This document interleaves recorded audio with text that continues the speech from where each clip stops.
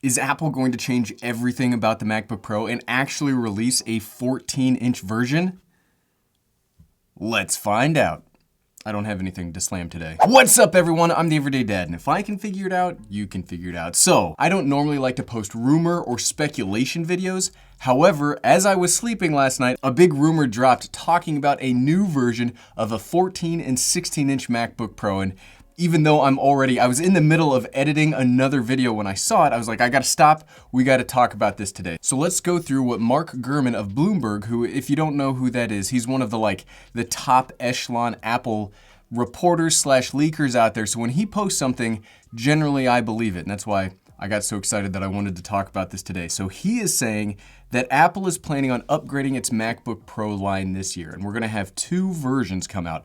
We're gonna have a 14-inch and a 16-inch. Now, what's exciting about this is the MacBook Pro 13 is what I currently use as my main computer. The MacBook Pro 13 is the computer that I've been touting for years as like the perfect creation platform. Again, I use one right now. But one of the main negatives about that computer is it's still using a design from like 5 years ago. It's got terrible bezels. The screen's okay, but not great. The body is also getting kind of old, but these new versions with a bigger screen, here's what I'm hoping to see, is much like the MacBook Pro 16, that's what this is. When it originally went from the 15 to the 16, it didn't get that much physically bigger, but you did get much more screen real estate. So I'm hoping that a 14-inch MacBook Pro can go from the same, I'm pointing at my MacBook Air. My MacBook Air, if you're always wondering why he's always pointing over here, it's because my MacBook Air controls my GH5 camera. So if we can get the same size as the MacBook Pro 13, but a bigger screen, and maybe make it look a little bit like the Dell XPS line,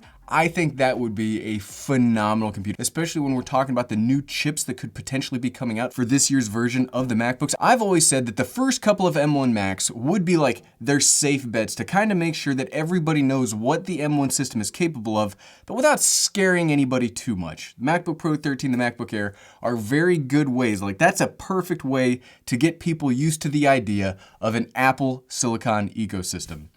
But now it's time to, we're in 2021, baby. We're in 2021, it's time to take those baby wheels off and start getting to these 14 and 16-inch models. But it's not just the size that's exciting. There's a few other cool and exciting things coming out on these two. So another thing that Mark states in his article is the return of MagSafe. Not MagSafe for the phone, which is kind of a divisive topic, but MagSafe for the computer, which is something that I've been missing since 2015. So my wife uses a 2015 MacBook Pro 13, and MagSafe is just a little magnet that you plug into the side of your computer, but if you're like me and you have cables all over the place, and sometimes, if you're clumsy, not saying I'm clumsy, okay, I'm clumsy, but when you're clumsy, you can kick those, you can trip over them yourself, or what's more likely gonna happen is you're gonna yank your computer off your desk or table, you're gonna either break the port, break the computer, it's all around bad. But MagSafe, what it does is it instantly detaches because it's a magnet. Not only that, but in this report, they state that they could get faster charging times because Apple will be using a proprietary connection. Now, proprietary connections make me nervous. I'm not a very big fan of proprietary connections because when you have things like that, you start limiting accessories, you start limiting what kind of like systems that you can build in your own setup. Thunderbolt 3 and USB-C are pretty good for integrating into what you already have. So another connection makes me kind of nervous, but I would assume, this is just Gary's assumption right now, is even if they have MagSafe, Thunderbolt 3 will still be a viable charging option. So it'll probably be like MagSafe with the iPhone, where it's another accessory that you have to buy, but gives you additional capabilities instead of like turning off the Thunderbolt 3 ports for reasons. I don't know why you would do that. So you're still probably gonna be able to charge via USB-C. I mean, even Windows laptops these days that have dedicated charging bricks, some of them still let you charge via their Thunderbolt 3 ports. Something that I'm looking forward to in these new MacBook Pro 14 and 16 options, which wasn't specifically stated in the report, but here's an assumption of mine, is that the 14-inch will be based off of that higher-end 13-inch MacBook Pro chassis that we saw earlier last year. What I mean by that is I'm hoping for the version with 4 Thunderbolt 3 ports. If there's a negative about the current M1 MacBook Pro 13 that just drives me absolutely bonkers on a daily basis, it's that it only has 2 Thunderbolt 3 ports. Like I said a few seconds ago, Thunderbolt 3 incredibly versatile. However, you're trying to plug into a dock, plug into a couple other accessories, it just, when you only have it on one side, they're so close together, it sucks. So if we can get that higher end MacBook Pro 13 chassis that has the 2 on each side, I'll immediately replace my current MacBook Pro just because the power's fine, but I hate I hate not having enough connections. Another eyebrow-raising thing from this Mark Gurman report is that Apple is considering removing the touch bar. See this thing? This thing has been divisive since they released it. Look, the touch bar, it's fine. I know there's a lot of people out there that like it because you can customize it. You can set it up to do a lot of things that you want. But much like my MacBook Air over here, there's so many MacBooks, I just prefer the function keys. I don't know why. Is that a step backwards? Are we like regressing in our technology by going away from a dedicated screen?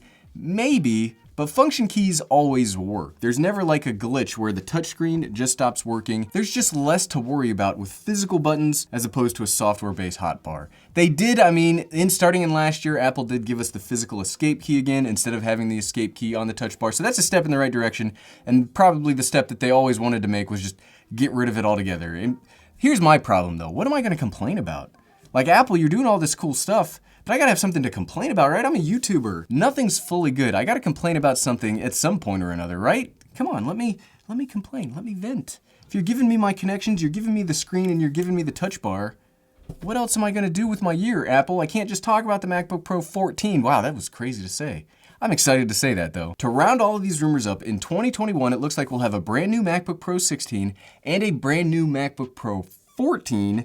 Both will be based on the new generation of the Apple M1 processors. We'll be removing the touch bar. We'll be having MagSafe. We'll be hopefully having more connections. Man, what a great day. That's why we made this video. We'll release that other one sometime next week. This was more important than talking about the video I was gonna make today. This is the current rumor roundup. What are some of the things that you would like to see out of the brand new MacBooks? You know, let's have some fun. Let's talk about space age technology and things that we would just love that would make Apple the best, even though they're kind of already the best. Let me know in the comments below. I would love to know what everybody else is hoping for and what you think is reasonable and actually achievable this year in the brand new MacBook Pros. And if you like this video and you're kind of curious about the current M1 MacBooks, I'll leave a link to my playlist right here that will take you through all of my videos on the current M1 MacBooks because they are kind of fantastic. And you can find that by clicking right here. Click, click, click, click, click, click, click.